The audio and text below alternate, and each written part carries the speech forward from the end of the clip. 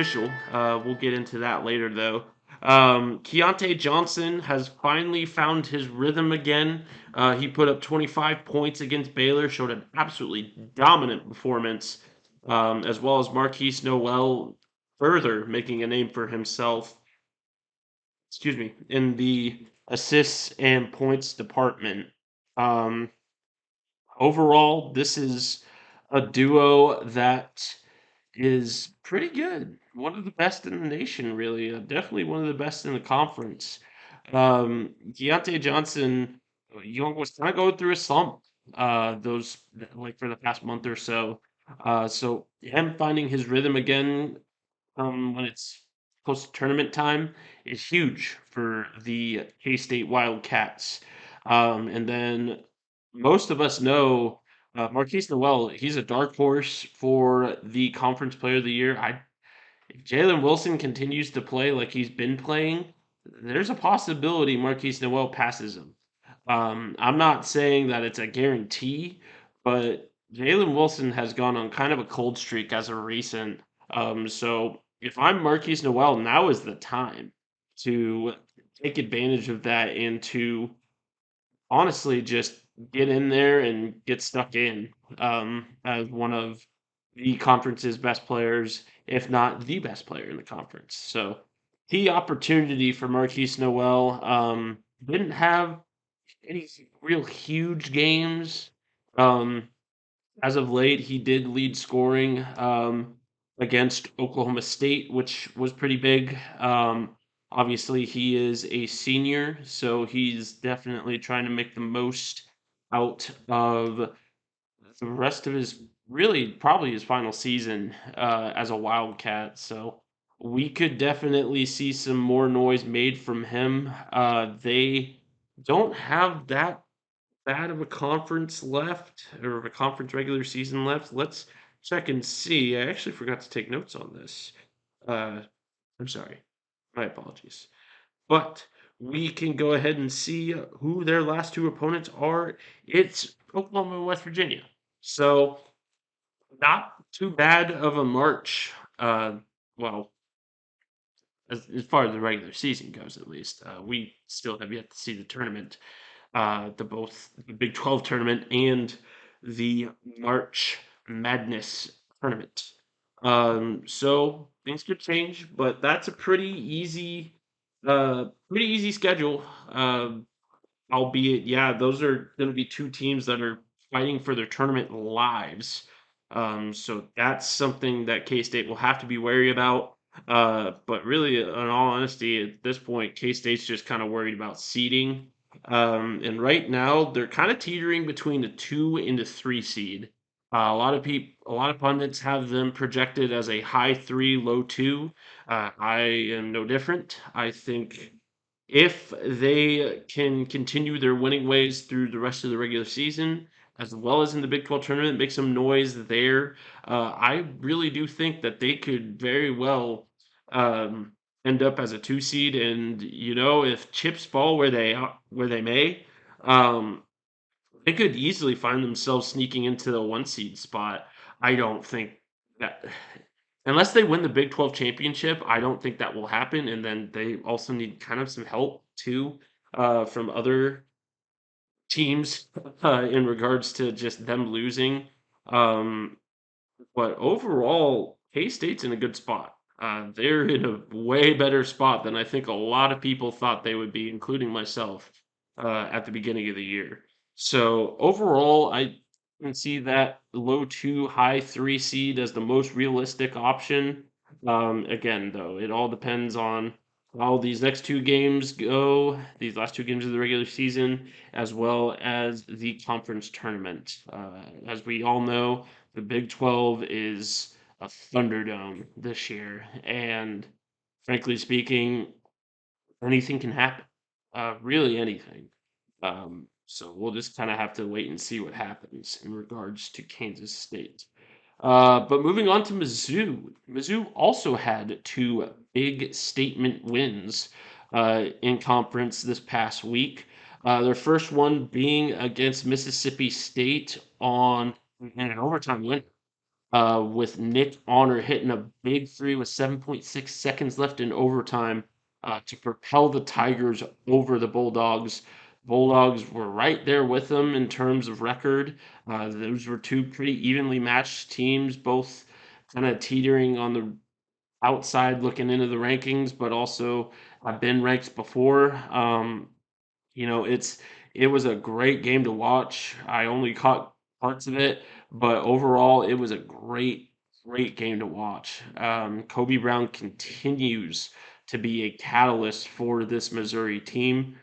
17 points during that Mississippi State game really showed that. And then from Saturday or yesterday, I guess, they had a 23-point win over Georgia, who is also kind of one of those teams that was kind of on the outside looking in regards to the tournament, kind of fighting for their tournament lives. And, this loss doesn't help Georgia, but it certainly helps Mizzou. It's a huge statement win. Um, but I think the major question with Mizzou is, can Kobe Brown's production last? Can the other stars on this Missouri team step up and show what they showed earlier in the season against ranked teams like Illinois and Kentucky, etc.? I know Kentucky wasn't really ranked this year um, outside of earlier, but they're still a good basketball team and definitely deserve some attention. But overall, Missouri looks like a team that can make noise in tournament if they are in the right groove. Um, and what I mean by that is this Missouri team is also very inconsistent, as most of us know. So can this winning last? They have LSU and Ole Miss next, which shouldn't be a problem, but given how inconsistent Mizzou's been in beating teams that they should beat, it's still not a game, not either game is not a game that you should take for granted. Um, and then you got the SEC tournament, which the SEC tournament's going to be pretty tough this year in regards to possibly winning that thing and propelling yourself into high seeded territory. Right now, I have Mizzou projected as, I believe, an 8 seed, is what I projected them as in my bracketology. But they could go a lot higher. They could propel themselves even into the 3 and 4 seeds if they manage to win the SEC tournament. Um, like I said, though, you got to get past Alabama. You got to get past Kentucky. You've got to get past Arkansas. You've got to get past Mississippi State again. And there's a lot of competition in the SEC. So it could very well go either way for the Tigers. But right now, though, those winning ways need to keep consistent, and they need to hit their stride if they are to make noise in the tournament. This is a team that has plenty of capability to do so. This is a team that could easily make a run if they are on their A game. There's plenty of star power. Kevin Gates. Dennis Gates is Kevin Gates is a rapper. Dennis Gates is the Missouri basketball coach, and Missouri could easily make a run, I think. And overall, it's about making sure your stars are on their A game and bringing out the best in each other with a balanced offensive attack. We talk all the time on this channel about a balanced offensive attack in basketball. But frankly speaking, that's how these good teams like Kansas, like Gonzaga, even though they got a cupcake schedule, but Indiana has been finding that balanced attack as well, and just other teams that are high up in the ranks have looked really, really good because they're evening out their offensive attack. Yeah, there's still star power on that team, but that star power knows when to share the ball. And I think Missouri has every opportunity to be that kind of team if they can manage that balanced offensive attack and not go strictly through Kobe Brown, through Nick Honor, through um, oh, what's his name, Demoy Hodge, or through Golston.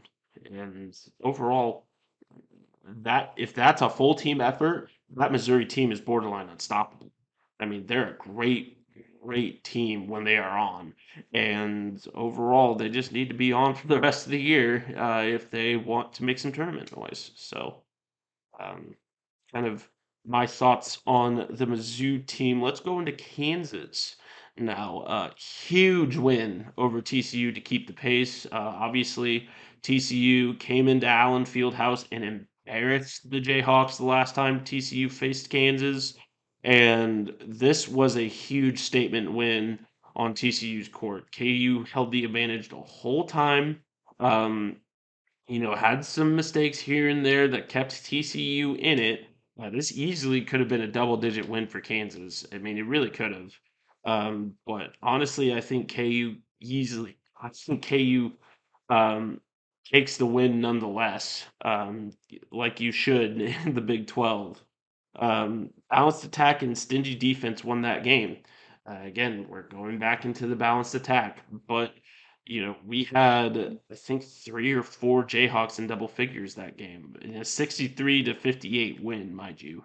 Um, but guys like Dewan Harris, guys like Grady Dick, Jalen Wilson, even as of recent, he hasn't been amazing, but he's a guy that gets in on the action. Kevin McCullough has shown great games this past week.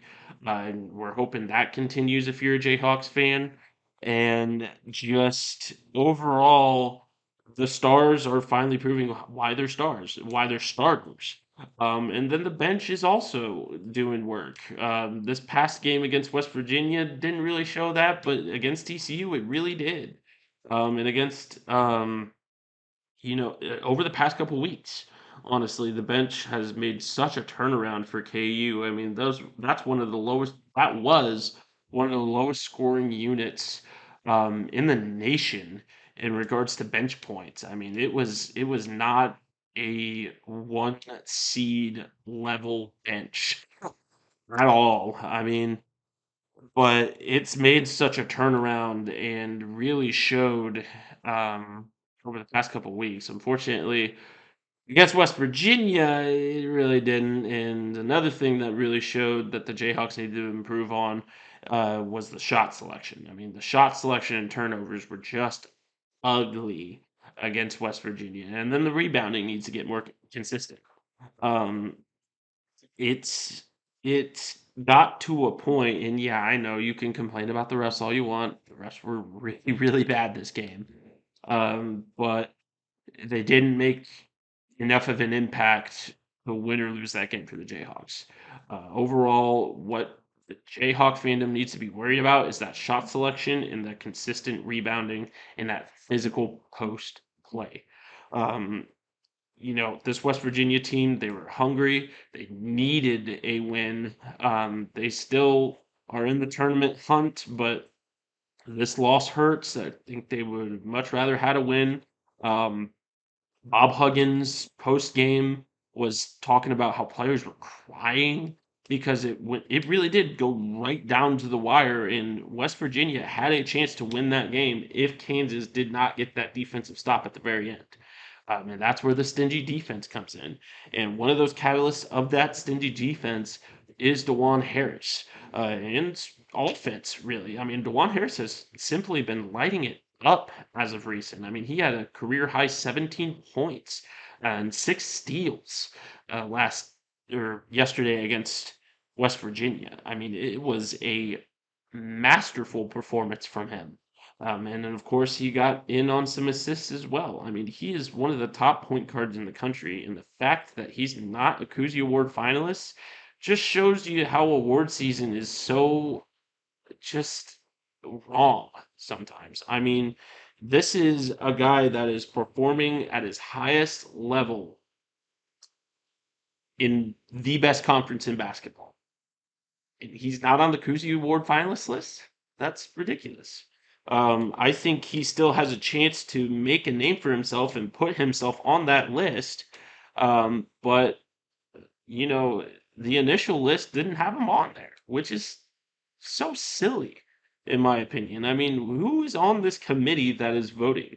Dewan Harris has been a great player for the Kansas Jayhawks, and yeah, he went through a slump throughout late January, but that's because he was hurt and he was playing hurt. So the fact that they're not taking that into account and still considering, his January slump to be the summary of Dewan Harris's game is completely ridiculous. I truly think Dewan Harris needs to be right up there with the best in the nation in regards to point guards. And it's a travesty that he's not. But with that win over West Virginia and that loss from Texas against Baylor, Kansas has a chance to clinch yet another regular season Big 12 title, or at least a share of it, if they beat Texas Tech at home on Tuesday. Um, obviously we were looking at the KU Texas game in Austin, the last conference game for each team, with hungry eyes, thinking that that was going to be, the Big 12 regular season conference championship game. But Texas faltered, and now Kansas has a chance to kind of win that race. Texas is still in it for a chance to win at least a share. But overall, KU KU once again is proving that they are the best in the Big 12. And there's no argument on that. I think if you build on the momentum and the strategy that you've had since really February began, I think you are looking at number one, the number one overall seed in the tournament, in the March Madness tournament, and probably the Big 12 tournament too. But I digress a little. But you're looking at a team that could easily make another Elite Eight, easily could make another Final Four. Um, this is a team with a ton of talent, and when they're on, they are on. And they have beaten the best in the nation pretty handily. I mean, teams like Indiana, for example, have, and teams like Duke, too, have just really not handled themselves well against teams like Baylor, too, as well. But those teams really struggled against KU because KU looked like the better team. Just simply put, they looked like the better team. And if they can build off the current strategy that they have and the momentum that they have, this is a team that is going to be super, super dangerous in March and will run through their quadrant.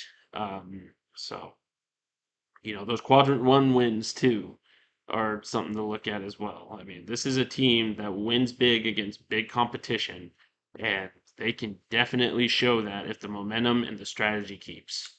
So overall, big, big, big weeks from all three local programs, really cementing their tournament status.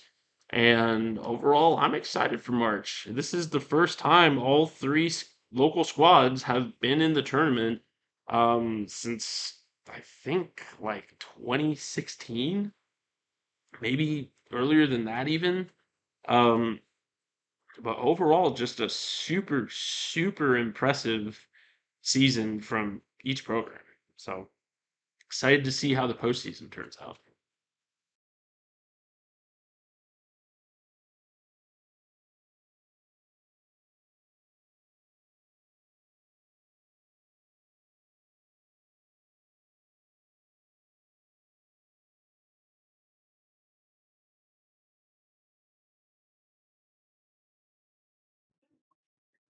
And if you didn't already know, the three slides, or excuse me, two slides that I showed just now, in regard to our college basketball topic, um, are regarding who is the player that has made the biggest impact on their team and who's the coach that has had the biggest impact on their team. Um, Obviously, we had some pretty interesting results in regard to what y'all thought. um, so obviously we had some pretty big bias in regards to KU K State. That's where most of the Burn KC community's fandom lies. Obviously, I'm kind of a KU centric guy considering I went there and have been a lifelong Jayhawk. Um, but I at least kind of expected. I kind of I wanted to expect at least one person to vote for Kobe Brown, but it just didn't look like that. We had not a very tight race. Jalen Wilson kind of ran away with it. Marquise Noel did end up getting one vote, which I can see. It all depends on how Jalen Wilson and Marquise Noel finish this season off, in regards to who was more impressive. Right now, Marquise Noel is gaining hard on Jalen Wilson because Jalen Wilson's been on kind of a slump these past couple of games. But overall, you know, the National Player of the Year candidate is probably the guy that's going to get a lion's share of that vote. As for the more impressive college basketball coach this year, that one was a little tighter. We had a 40-60 split. Uh, Bill Self versus Jerome Tang. Jerome Tang ended up taking that. I tend to agree. I think Bill Self has done a miraculous job with this Kansas team, considering how much they lost from the 21-22 season. Um, but overall, I think both guys have done a miraculous job. But Jerome Tang brought a team that was at the bottom of the Big 12 all the way up to a team that was fighting for first at one point and was in first place at one point. Um, Obviously, it's kind of a far reach to say that K State, unless KU and Texas and Baylor, all three implode. Well, I think K State may have jumped Baylor after Baylor took the loss against KU. I'm not sure. And then K State beat them as well. So I'm not sure. Maybe they did jump them. I'm not sure. I can't remember.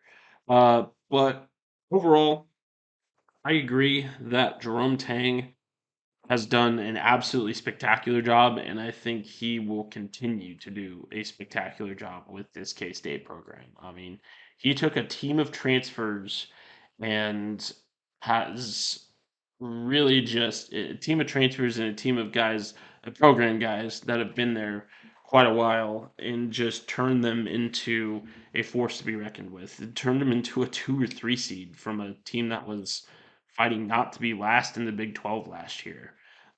So just very, very impressive job from Jerome Tang. So overall, I do agree with you guys. It's good voting skills. Way to be good citizens. Do your part. Vote, vote, vote. Thanks. Moving on to the Chiefs. Yes, we still need to talk about the Chiefs, even though it is the off season. Their season ended 2 weeks ago. I know this. But you know what? The NFL don't stop. I mean, shoot, they had to create a whole nother league because people just can't get enough football. If you watch the XFL, if you saw that Las Vegas game last night, good grief, that was the worst display of professional football I think I've ever seen. But still a fun idea. Still getting viewership because of sports betting, the fact that Dwayne The Rock Johnson owns it, etc. I digress. Let's talk about the Chiefs. But free agency. Who should walk? Who should stay? I've gotten this question a lot, uh, over the past couple of weeks. And frankly speaking, right now it's kind of too early to tell where the Chiefs are going to go. Um, in my opinion, I think you re-sign Juju, you franchise tag Orlando Brown Jr., you restructure Frank Clark's deal, you re-sign Chris Jones. You re-sign the Jarius Sneed, and those are the main five things that I think the Chiefs should do in regard to kind of making their making cut I guess cutting their losses as much as possible. Unfortunately, I understand that Mecole Hardman has a great impact on this team, but is he worth re-signing? If we can, then yeah, absolutely. I think we absolutely should re-sign Mecole Hardman. But overall, I think he's kind of that sixth move that Chiefs fans want. And that the front office, I think, wants. I think those five main objectives, and then you kind of got this secondary objective over here of, Juan Thornhill, Mecole Hardman, and I think a couple other players too. One of those players, though, was Clyde Edwards-Helaire, which I don't know why people wanted us to sign him back, but the Chiefs declined his fifth-year option today, which basically, sorry if my camera's shaking, um, basically makes him a free agent. But it's it was never going to work out for Clyde. Unfortunately, he's a above average player. But I think the offensive scheme that the Chiefs have benefits Jerick McKinnon and Isaiah Pacheco more.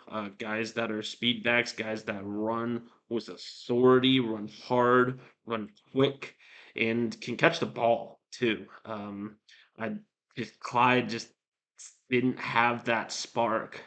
But you know what? Maybe in a different offensive system, he will. Obviously, his size is a factor. I think him being drafted in the first round was a very rare Veach mistake. Um, but you wish him well.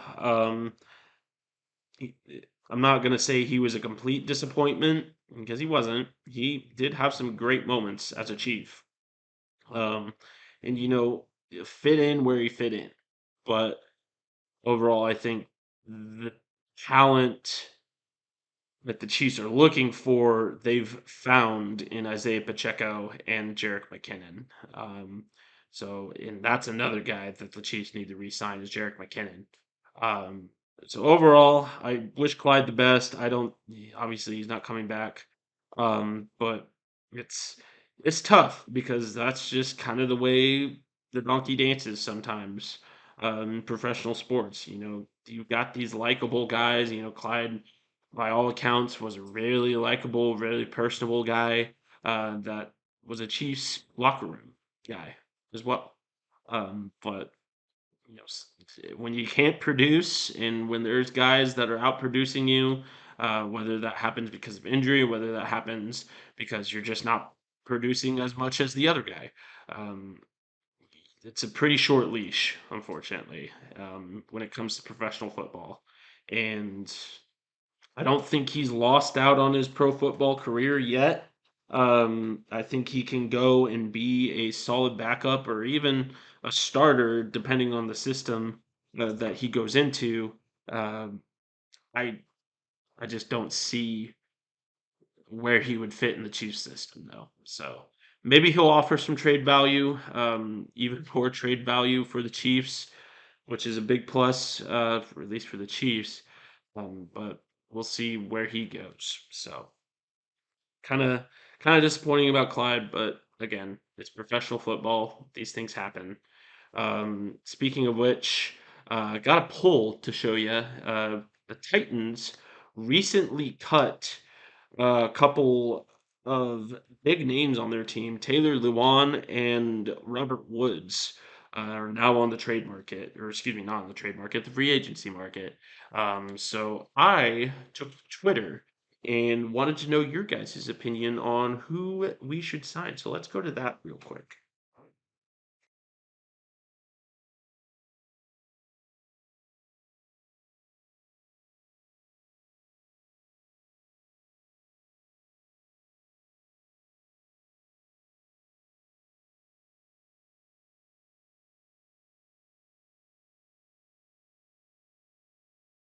Okay. So obviously, Taylor Lewan and Robert Woods are not the only guys that are available for the Chiefs. A lot of talk has been surrounding DeAndre Hopkins, or any other, marquee wide receiver that might be on the block. Um, you know, as much as I would love to see DeAndre Hopkins in the Chiefs uniform, I just don't think it's feasible. I think he's going to ask for more money than the Chiefs have at the current moment, at least. But it's a nice thought. I mean, in all honesty, I really think the Chiefs are going to play this year a lot like last year, in terms of, they're probably, with the exception of they might restructure Mahomes' contract. There's quite a bit of dead cap there still with Mahomes, and they can restructure that to kind of limit the damage there. Um, but in regard to who the Chiefs should sign in free agency, Taylor Lewan and Robert Woods were two names that definitely got mentioned once they got cut. And as you can see by the results, there's a lot of there's a lot of Chiefs fans that kind of look at free agency and are just like, this guy gets released by this team. Oh, he's a Chief now. He's a Chief. That's not exactly how free agency works, and frankly speaking, that's not how free agency should be handled. This isn't Madden. This is real life. This is professional sports. Unfortunately, there are cap spaces and cap limits that NFL teams have to adhere to. Otherwise, they get penalized pretty hard, and we don't want the Chiefs to get penalized. But you know, it's a nice thought thinking that the Chiefs can just get anybody they want in free agency. I mean, with the trade capital they have and the cap space that can be created, you know, with realistic moves at least, there's room there that the Chiefs can definitely sign someone notable. Obviously, they signed Juju Smith-Schuster, Marquez Valdez-Scantling, um, Justin Reed, and a couple others last year that really benefited the team and showed their worth. And I expect the Chiefs to do that again. Will it be Robert Woods or Taylor Lewan or DeAndre Hopkins? That remains to be seen. But as far as the Twitter polls go, uh, I think Chiefs Twitter just really wants anybody that they can get their hands on, which is kind of a bad strategy. Um, if you know anything about NFL general management, and again, it's a nice thought, but um, obviously we got some pretty good answers in that poll. So,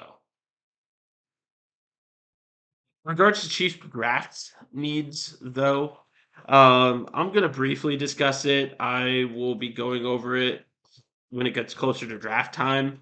Obviously, we are still 2 months away, but that doesn't mean I can't do mock drafts and you can't look at them.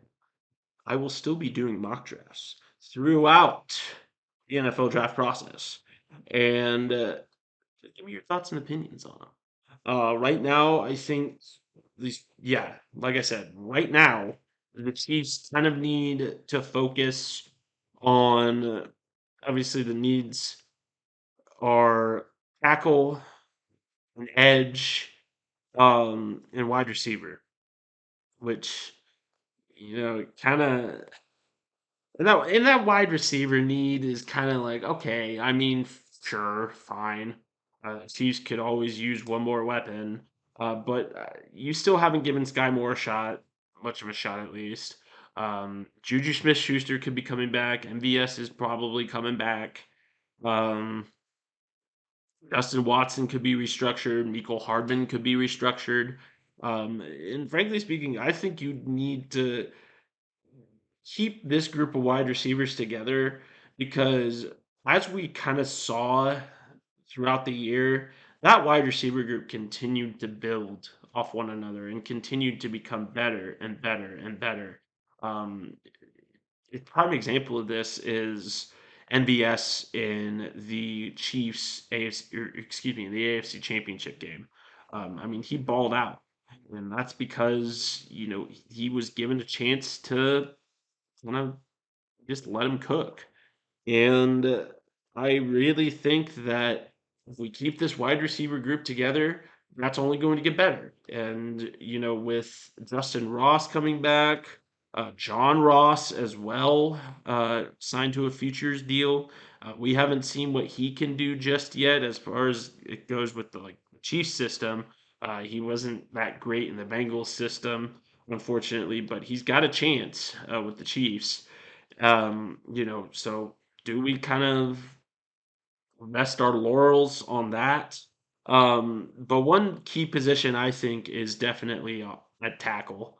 Andrew Wiley, he's serviceable. He did really well those last couple games against the Bengals and against Philadelphia.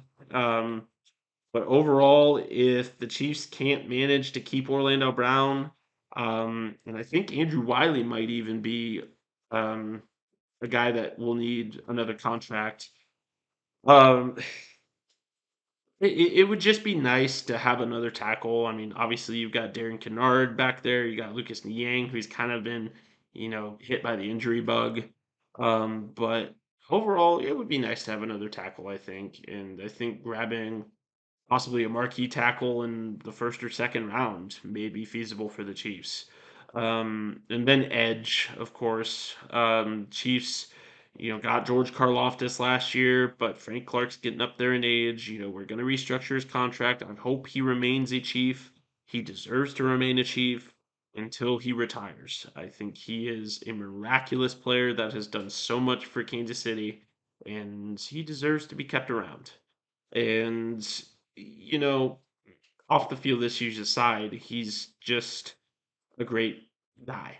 I mean, he's a great program guy. So, um, but eventually the Chiefs will need to find his replacement. And, I love Mike Dana, but he's not it. Mike Dana got drafted a couple years ago. He's still on his rookie deal, yeah, but he mostly played a backup role and a rotational role. So we need a guy that can get stuck into Frank Clark's position and shine. Um, like we saw with George Karlaftis. We saw a great first round talent out of George Karlaftis, and I think we can get that easily. There's a pretty good edge class coming in with this draft, and overall, I think the Chiefs have every shot imaginable to capitalize on that. Um, like I said, as it gets closer to draft time and as we get, more news coming in about who's staying, who's going, etc., I think the draft picture will become a bit clearer. So be on the lookout for more draft talk as we get closer. I will still be doing mock drafts. I will still be doing a story or two about said mock drafts or draft advice, draft keys. So just be on the lookout for that. But that's all for Chiefs talk. Yeah, I know it's the off season. Yeah, I know I talked about the Chiefs for over 10 minutes. Wah, cry about it. I know. But let's get to the Royals. All right, moving on to the Royals. Royals characteristically have had a strong start to the spring training season. Obviously, spring training began at the beginning of last week, and they've looked good so far. They beat the Rangers twice and then the Mariners barely. Um, that speaks a little bit, but again, it is spring. You're gonna have interchangeable parts. It's kind of like preseason games, but there's still stuff to talk about. Vinny Pasquantino has had a couple great games. Hunter Dozier has had a game or two that he's been pretty good. And then kind of a surprise here, a guy, Frenmil Reyes, a guy that's on a minor league contract right now, has been pretty good at that so far. as far as pitching goes, there really hasn't been all that much to write home about just yet. I think the rotation's being used pretty well, but overall, Royals are still giving up, an average of 6 runs a game, which is not good. But as long as the offense keeps trucking, and as long as the offense is going at the high rate that it's going right now, I think we could have something nice on our hands. Like I said in my article, this is still probably going to be a developing year for the Royals.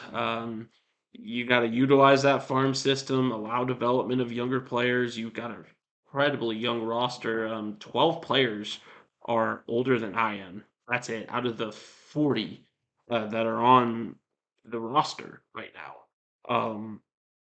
And just play loose, really. I mean, you got to play kind of like you got nothing to lose. Obviously, you do want to get to that postseason. You do want to have those successes, but you're dealing with first year management. You're dealing with an incredibly young roster. You're dealing with a front office that can be hit or miss. It may be another year where the Royals struggle a little bit, but it's going to be beneficial, I think, if the Royals can play their cards right, at least, and keep this young core together.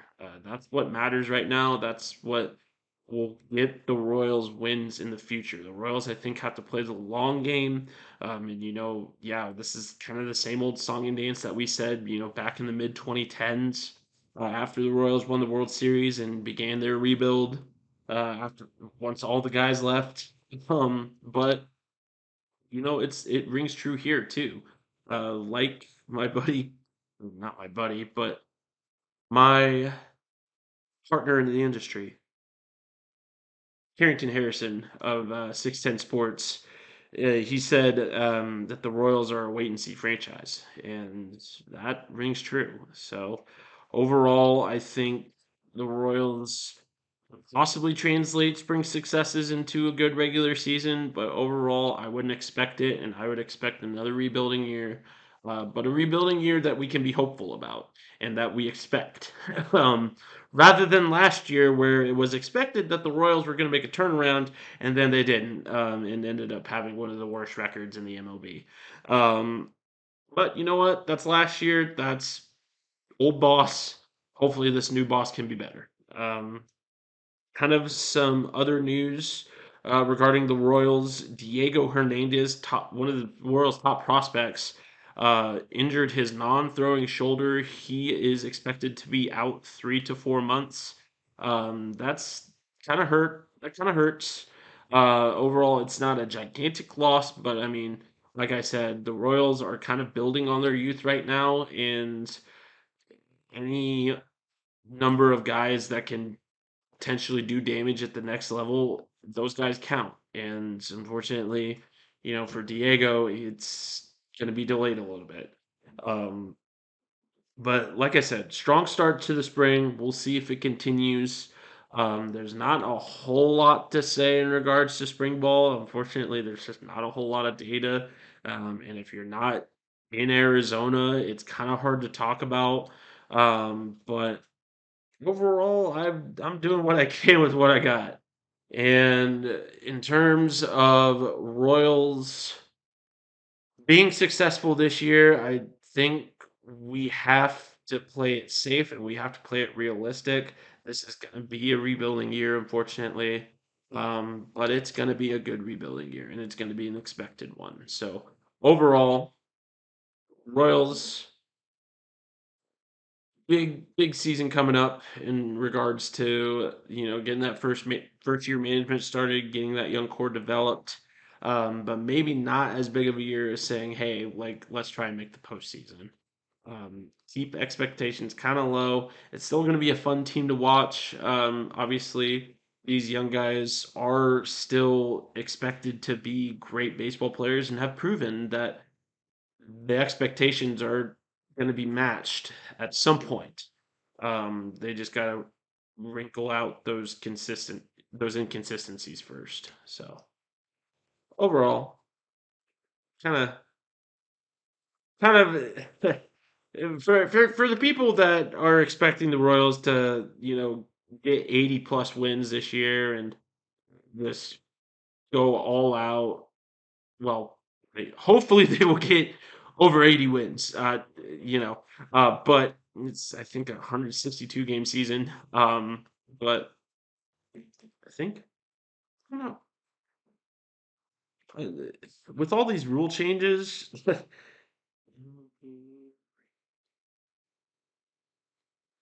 me 1 second.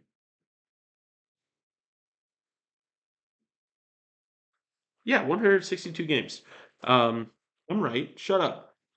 But if they can win over 80 games, that would be impressive. But that remains to be seen, and I wouldn't expect it. So, um, just you know, keep your heads held high, Royals fandom. I know it doesn't look amazing right now, and we just came out of a dumpster fire of a year, but there is that young talent there that can be utilized, and as long as that young core is kept together, this is a team that a couple years from now could be very, very, very good. So it's not all bad, I promise. So, and you know what? Bali went bankrupt.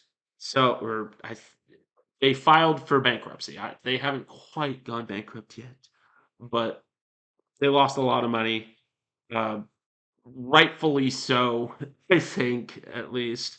I think you already know my opinions on the Bali thing. Go read the articles about it. I don't want to get into that right now. All that you need to know right now is that they're kind of a seedy program. So, and unfortunately, they bought the rights to the Royals. Hopefully, Fox can get them back, or they can go to a different network. But as of right now, we got to pay to watch a team that is not good at all. And that's really the sole reason that you would pay for Bally Sports. So obviously you were going to lose a little bit of money, Bally. I digress. Let's move on. All right, let's move on to the fan part of the section, the fan discussion part of the section. These scorching hot takes. This is a new segment in the program. If you don't already know, I made the announcement last week. But this is kind of just welcoming all of my fan base's hot takes, opinions, burning questions, etc. And I answered them directly. So let's just, go ahead and jump right into it. You guys definitely participated really well. I got a lot of really good replies, and a lot of replies from the same person, which was really nice. I appreciate the commitment and kind of what you think my opinion is on certain subjects, even if they're not KC sports related. So let's just go ahead and jump into it. Brandon Ellifritz, the Eagles defense got exposed in the Super Bowl as a top five defense. Yeah, yes and no. I think they are still a very, very good defense. I think they do live and die by the pass rush, and that was definitely exposed when they didn't get any sacks. And the Chiefs just kind of dinked and dunked their way down the field to scoring. They showed really good offensive efficiency. Um, against a defense that is very, very good. All things considered, they're still very, very good. They're still a top five defense. So I wouldn't necessarily say that they're outside of the top five in terms of a defense, but I think the Chiefs definitely showed that the competition that the Eagles face wasn't as good as, say, this Chiefs team was. They didn't face a guy like Patrick Mahomes. They didn't face a team with as many weapons as the Chiefs had. Um, and it definitely showed there. Do I say that they got exposed? Not necessarily, but I think that they definitely got kind of a wake up call in terms of, okay, we're maybe not this, we're not the 2000 Ravens, um, but I definitely At least in part, agree with that. Um, and then my girlfriend got a couple as well. We'll start with the first one here. Mahomes is the GOAT, not Brady, and will have more of an impact on the game. This is a loaded take. Um, and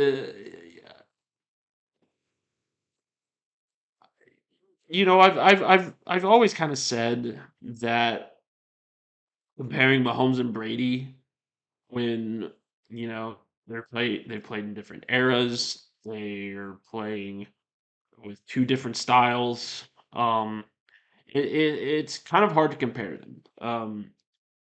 Brady is no doubt a winner and a great quarterback that really does well in managing a game. I think he is the best game manager of all time.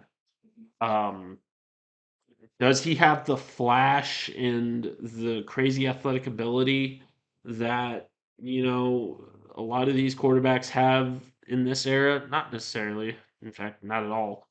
Um, but he's a winner. I mean, he was the reason those Patriots dynasties existed. That and the defenses that he had. And you can make an argument saying, well, it was the defenses that carried him. He had to get carried uh, with every Super Bowl win and blah blah blah blah blah. Uh, Go look at his 2007 stats. And yeah, I know he had Randy Moss. I know he had guy A, B, and C, and he had weapons and blah blah blah. Uh, I get the Brady hate. He's smug. He's not the greatest dude in the whole wide world. I mean, the guy stole PPP funds for God's sake, and left his relationship to pursue a terrible football season for the Tampa Bay Buccaneers. Let's be honest here. Yeah, they made the playoffs, but golly, they did not deserve to be there. Um, so yeah, as a person, he's terrible, and I wish he wasn't one of the greatest quarterbacks to ever play the game, if not the best. But as of right now, he's the best. Um, I think Mahomes has every shot to beat that, though, and I think he has every shot to prove that he is the better all around player.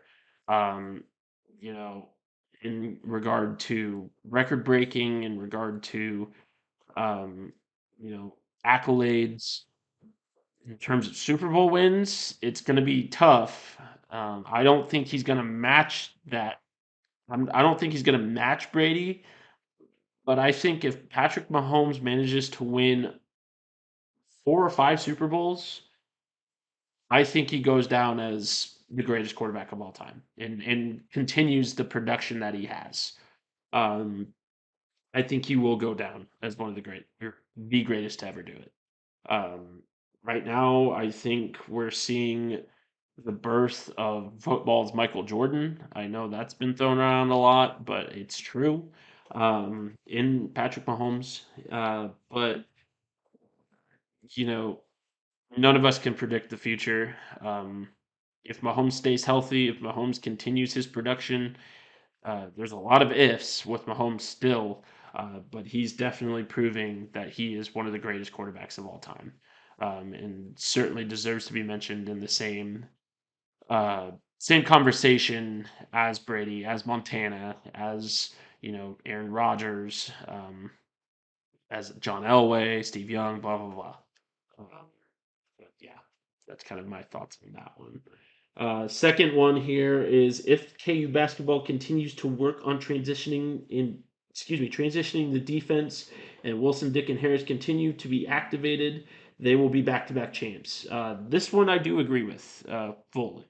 Fully. I think the transition defense for KU is still kind of lacking. I think the constant turnovers and bad shot selection, just don't help.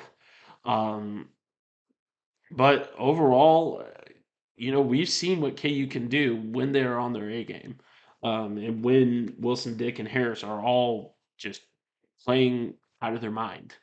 Um, and that's what you'll see in March. Is teams playing at the top of their game, because it's the national tournament. Um, so I think if KU can maintain the, like I said in the KU segment, if KU can maintain their strategy and maintain their level of play into going into March and beyond, yeah, I agree that they'll at least be an Elite Eight team, um, and could very well go to the Final Four and go back to the national championship. So overall, there's things to work on for this KU team, but they're getting ironed out as we speak. And overall, this is a squad that can definitely make some noise in the NCAA tournament, especially if they've got um, great play on their side. So, and then we got a couple more. How much of a chance you think the KC Current has for winning the championship this year? What are the chances of Wilson and Dick going to the NBA next year? A lot of questions. Like I said, you guys really participated well, and I appreciate that. As far as the current goes, I think they have just as good of a chance, if not better, than last year. The free agency class looks great. The draft class looks great, and we'll definitely set. And if they can set the tone for this season, when they go up against the defending champs in Portland, for their very first game, no less, that could be huge. And frankly speaking, we could see a dominant Kansas City team, the second one, um, be introduced after this upcoming season. The work that Brittany Mahomes has put into that program and the work that the coaching staff has put into that program has been miraculous. Obviously, the players too. Overall, I really think this team does have a great chance at going back to the championship and winning it. I think they're going to be playing with a chip on their shoulder this year, and again, that free agency and draft class is huge. Um, as far as Wilson and Dick going to the NBA next year, um, I can definitely see it. See it. I think Grady Dick does have a couple more things he has to work on, and Jalen Wilson too. Um, but I can see it. I don't think there'll be lottery picks. Grady might be, but I don't think Wilson will be, um, unless he like makes some noise at the combine. But overall, yeah, yeah, they probably will. Wilson, I'm almost positive will. Dick, if he does go back, can improve his does come back for his sophomore season. He can improve his draft stock, and if he improves his draft stock, then he could easily be a lottery pick. Um, right now, he's a young guy, so there's going to be some inconsistencies there, inconsistencies that can be ironed out, like coaches or by coaches like Bill Self, and of course, the NBA has really good coaching as well. So that's kind of what what my opinions are on that. And a couple more that I'm gonna keep kind of short. We got four more, but I'll answer them all. I promise. The NFL again from Brandon. The next three are from Brandon. The NFL will pass a rule regarding QB sneaks next year due to 90% success rate from the Eagles last season. In parentheses, I hope it doesn't happen. Um, I don't think it will. I think it's a silly proposition. I get it, like, it's just kind of a get a free first down play, basically. And, well, that's what you get when it's fourth and inches. At that point, it's kind of just a shoving contest. And yeah, I get it. Like, well, a running back pushing in the back is an unfair advantage. Well, you know what? It's 11 on 11. The safeties need to push back then. The corners need to push back. Like it needs to be a full team effort to get that stop. And what a lot of people don't get is Jalen Hurts is a big guy. So a lot of that work was from Jalen Hurts, and and not just from Miles Sanders or Boston Scott or someone just pushing him in the back. And you know what? If you put your team in that situation where it is third, fourth, and inches, the offense more than likely deserves to get a first down anyway. So just don't put yourself in that situation, and it doesn't happen. There's if we're gonna get rid of that, then we may as well get rid of the PAT too, because that's almost a guarantee as well. Yeah, I know they pushed it back to make it a little harder, so it's not a given. But come on, unless you're Harrison Butker, um, it's a guarantee. Uh, no offense to Harrison Butker, he makes most of his PATs. But just yeah, I agree that it's silly and that I hope it doesn't happen. But there is that possibility. There's talks about it. So, but the second one from Brandon says Lamar Jackson is no longer a top 10 quarterback. I disagree. I think due to his injuries last year, he kind of caught a bad break. I think he is still a miraculously talented human being. The arm strength is developing, the arm accuracy is developing into something that's a lot better. And especially if he gets weapons, he could very well be a top five quarterback again. Um, Unfortunately, he's caught some bad breaks, and the Ravens ownership has not been great to him. So we can honestly, unless they get a deal done, we can fully expect Lamar to walk and go join a different team next year. If he joins a team like, say, the Jets, there's possibility that he could do some real damage. I mean, with that wide receiver core and that offensive line, there's a possibility that the Jets offense could be just a QB away from being an explosive unit. Um, and a lot of that would be attributed to Lamar Jackson. Lamar Jackson's a great quarterback. He's got great numbers. He's a dual threat quarterback. He just has caught some bad breaks. So honestly, Brandon, I disagree. So, but this third and final take from Brandon: Saquon Barkley needs to leave the Giants. For last year, I feel last year last year showed that the Giants can be good and that Brian Dable is a great coach. Yeah, they were inconsistent as all get out. But Saquon Barkley was a key part of that offense. And the Giants are going to do everything that they can to keep him. And you know what? As far as I know, Saquon likes being there. So I don't see why he would leave. If he has a better deal somewhere else, then I can see it. But I just don't know where exactly he would go. Um, I don't think a team's really in the market for a running back right now. That I can see at least. Maybe there is one that I'm not thinking of, but overall, Saquon, I think he stays put. I think it's too big of a market. He's a workhorse for that offense, and this team is in fact getting better. Daniel Jones is getting better. The wide receivers are getting better, and the defense has been really, really good. So I think he stays personally. So,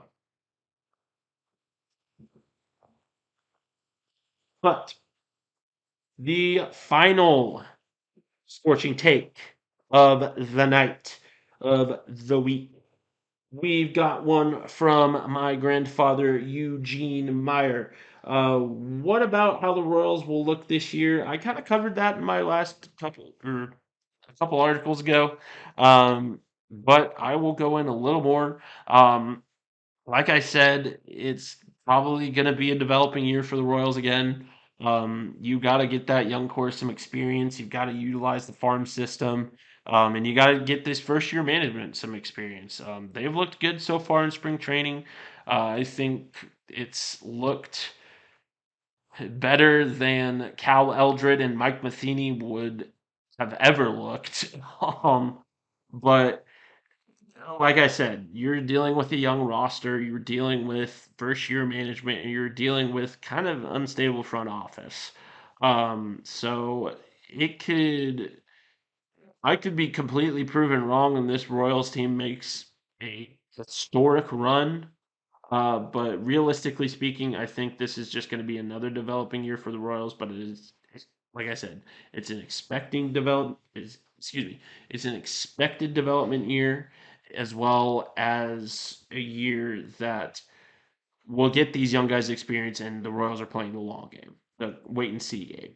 Um, and yeah, again, I know last year was bad, unexpectedly bad, but we can expect everything to turn around this year, especially with, again, first year management and an incredibly young roster. Um, as far as his second question here, is McCuller the new Travis Relaford for the Jayhawks? Yeah, I can see it. Um, I think I think his story of getting to the Jayhawks is a bit different than Travis Relaford's. But in terms of play, I mean, they're very similar. Very stingy on defense, um, kind of ebbs and flows offensively. Um, but when he's on. And back in the day when Travis Relaford was on, he was on too. And I think he's very quickly becoming a guy that could be Mr. March, much like Malik Newman was. We haven't seen Kevin. Well, we've seen Kevin. We have actually seen Kevin McCullough in a postseason setting with Texas Tech. I mean, he's really good in a postseason setting, and I hope that that translates to the Jayhawks as well. Um, he's getting a lot better, and we can definitely see a historic year from Kevin McCullough still. So I agree with that. I think he is. I think they're very similar in terms of defensive play. Just two absolute powerhouses at Ford, um, and two guys that when they're on offensively, they are on offensively. So I agree with that take. So. But that's it for Scorching Takes. We will have another session coming up this week. So give me what you got. Give me your questions, your hot takes, your popular or unpopular opinions, and I will pontificate over them. I will emote over them. I'll say fun stuff about them. So participate. We love our blah, blah, blah. We love Jesus. We love audience participation here at the Burn KC. I'm sorry I can't speak. It's been a long, long day, but it's been a great day. So, um, you know, be sure to participate next week. It's gonna be a lot of fun.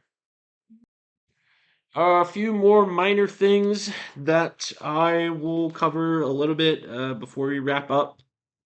Blues player meeting is this next Saturday, March 4th, and then practice is going to be starting that following week. So stay tuned for some more Blues news in this program. Going to be a good spring season for the Kansas City Blues. Um, It'll be a lot of fun. I'm gonna definitely make it out to more practices than I did in the fall. Now that I got my schedule a little bit more balanced out with schooling and work and all that, so should be a good time. And as far as soccer news goes, the MLS and the NWSL are starting up here pretty soon. So look out for some more Sporting Kansas City news and some more Kansas City Current news as well. Should be a great season for both programs. Hopefully, Sporting KC does a little bit better than last year.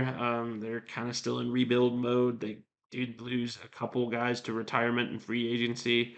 So just be on the lookout for some Sporting KC news and, of course, some Kansas City Current news. So I'm planning on going to a couple of those games this coming year with my lovely girlfriend who is a soccer fan herself. So should be a great time.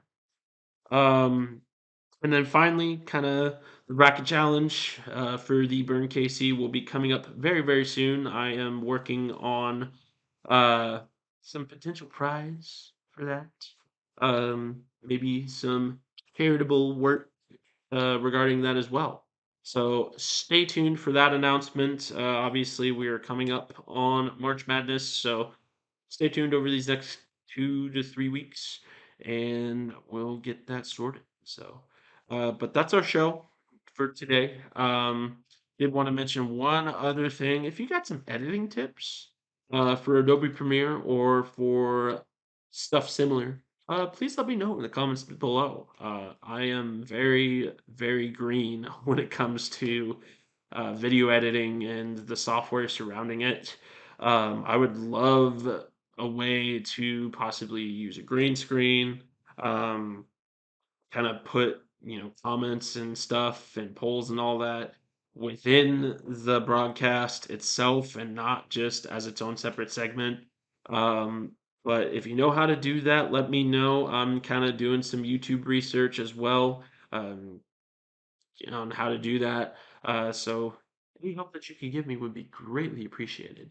Not only that, but I will be on the lookout for another interview interviewee in the next couple of weeks. So if you would like to be interviewed by the Burn KC, if you find yourself credible enough to talk about the topics that I talk about, hit my line. Go ahead and hit me up on social media or on the website, and we can see if we can get something worked out. Not all of you are qualified, I would say. I'm not trying to burst your bubble or anything, but I would like kind of some credible sources. Obviously, my first ever interview was with head coach of the Blues, Derek Pearson. So I'm kind of looking for that realm of expertise. Um, Not necessarily like, I'm not trying to interview like an ESPN guy or someone that's directly associated with the Chiefs. That'd be really cool. But if you know someone, send them my way. But I'm not necessarily looking for that, but I'm looking for someone that's pretty credible. So, um, not trying to scare any of y'all away, but if you do know your stuff regarding the stuff that I talk about, in my line. So, but that's our show. Thank you all for joining me on this little adventure. We're coming up on a year of doing this now. It's actually going to be this coming week. March 4th is the 1 year anniversary of the Burn KCs. So be on the lookout for something celebratory there. I'll probably do something for the ScorchCast. So be on the lookout. 1 year of doing this. Friggin' believable. Um, I mean, seriously, it's amazing the growth this channel has had, in this little passion project that I've had has had. And I can't be more thankful for each and every one of you that watch, that share, that like, subscribe, etc. You guys are absolute rock stars. I love each and every one of you that contribute to this channel, that give your hard-earned time, energy, money, etc. To this channel. You guys are forever in my heart. I very much appreciate you, and we're gonna celebrate that 1 year anniversary pretty hard. So be on the lookout for that. That's our show for the night. This is Alex Blackburn, the Burn KC, signing off. Have a great evening.